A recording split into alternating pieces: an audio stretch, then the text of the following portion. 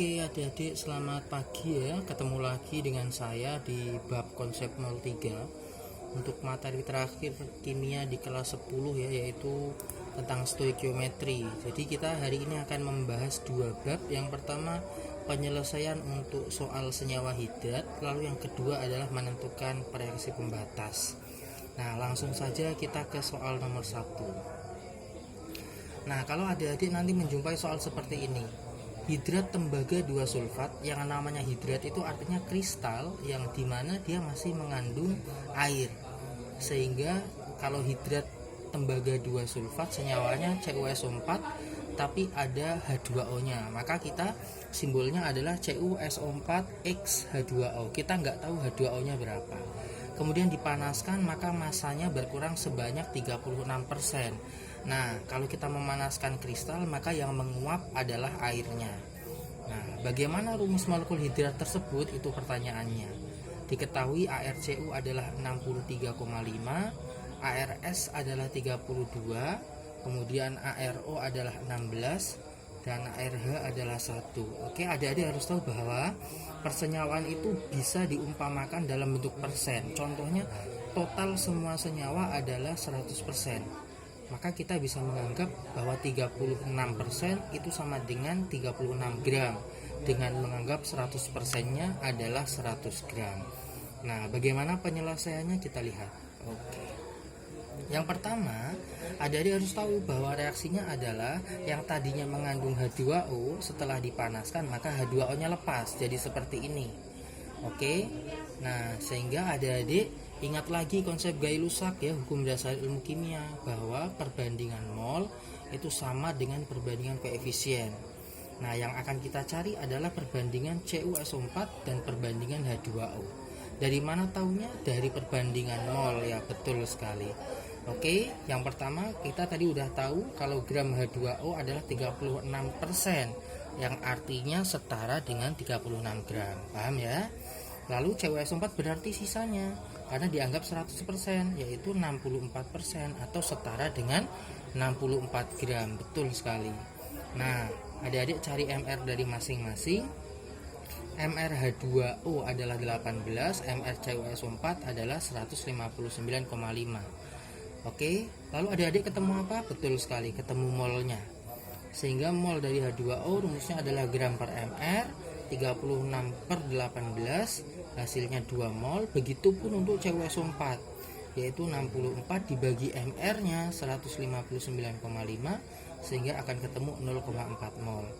Nah, sehingga perbandingan mol CuSO4 dan H2O adalah 0,4 banding 1 dibanding 2 per X begitu. Nah, sehingga adik-adik ketemu kalau X nya adalah 5. Nah, sehingga rumus molekul senyawa hidrat tersebut adalah CuSO4.5H2O. Oke ya.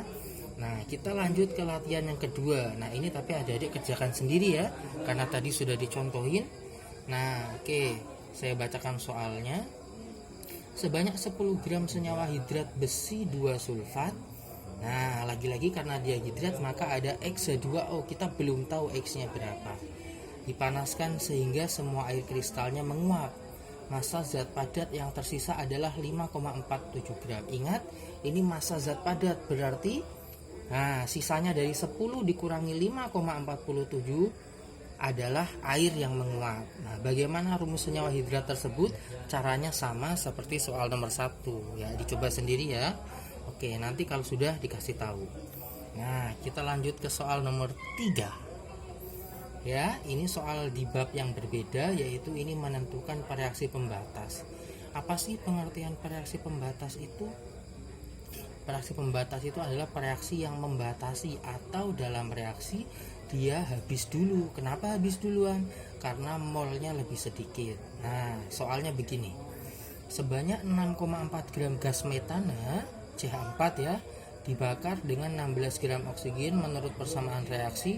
Jadi adik-adik, kalau ada hidrokarbon dibakar dengan oksigen, hasilnya pasti CO2 dan H2O. Tapi reaksi ini belum setara. Nah, maka kita setarakan. Nah, pertanyaannya adalah senyawa yang merupakan reaksi pembatas adalah titik-titik-titik. AR RH sama dengan 1, C-nya 12, O-nya sama dengan 16. Nah, berikut penyelesaiannya. Oke, adik-adik harus tahu ya, dicatat lagi massa CH4-nya 6,4 gram. Betul ya? Massa O2-nya 16 gram. MrCH4 adik-adik cari 16. Ya, MrO2 adik-adik cari 32 ya. Nah, berapa pertanyaannya adalah reaksi pembatasnya siapa gitu. Nah, ini jawabannya. Oke.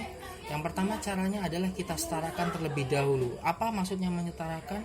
Jumlah semua atom kiri dan kanan harus sama. Perhatikan, C di kiri 1, di kanan 1, sudah sama ya. H di kanan 4. Tadinya H di kanan cuma 2, maka dikalikan 2. Jadi penyetaraan reaksi itu adik-adik hanya boleh menambah koefisien. Koefisien itu ini yang di depan ini namanya koefisien. Lalu kemudian karena ini kali 2, O-nya jadi 4, maka di sini O-nya dikali 2. Oke ya, ini persamaan reaksi yang sudah setara. Nah, adik-adik cari molnya masing-masing dari pereaksi. Di sini namanya CH4 ini pereaksi, O2 pereaksi, CO2 namanya hasil reaksi atau produk, H2O namanya hasil reaksi atau produk. Nah, berapa mol CH4? Rumusnya sama ya di mana-mana ya.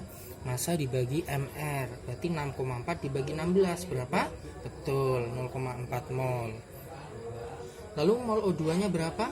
Nah, 16 dibagi 32, 0,5 mol. Hati-hati adik-adik, sekali lagi 0,4 ini koefisiennya adalah 1, sehingga dia tetap 0,4 mol. Paham?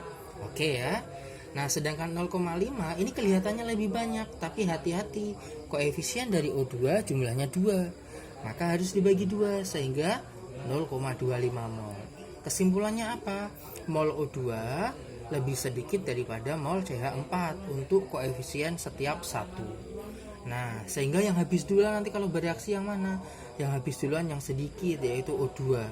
Maka O2 dikatakan sebagai pereaksi pembatas. Sekali lagi adik-adik, yang namanya pereaksi pembatas adalah dia pereaksi yang nanti habis terlebih dahulu. Karena apa? Karena molnya untuk satuannya lebih sedikit. Oke, begitu ya adik-adik ya. Oke, selesai ya. Terima kasih.